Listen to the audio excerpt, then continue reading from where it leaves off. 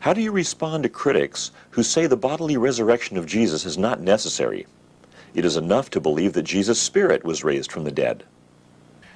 I think, in fact, that the idea of a spiritual resurrection is an oxymoron. It's really a contradiction in terms.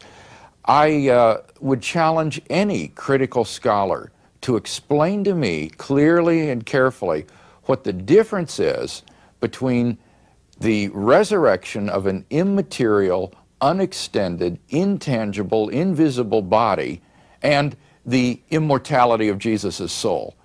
Everyone agrees that the New Testament, and particularly Paul, did not teach the mere immortality of Jesus' soul.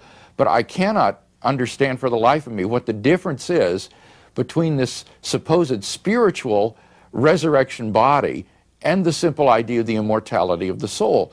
And the immortality of the soul is a Greek notion. It's not a New Testament notion in terms of the final state of immortality.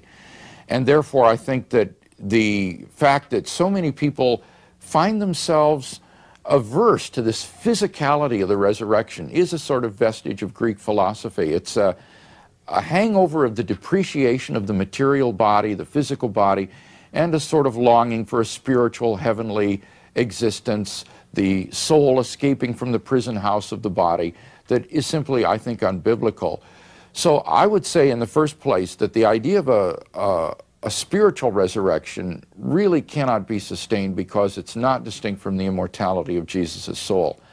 In addition to that, however, I would argue that the New Testament quite clearly teaches the resurrection of the body. Paul is very clear that it is the body that is buried, the body that is sown, that is the same body that will be raised. It is numerically identical. There is not the replacement of the earthly body with a new body, a substitute body. There is numerical identity, but a transformation that occurs between the earthly body and the resurrection body. A transformation that involves a transition from mortality to immortality, dishonor to glory, from corruptibility to incorruptibility, and so forth. But there's no suggestion that the earthly body is rescued from materiality.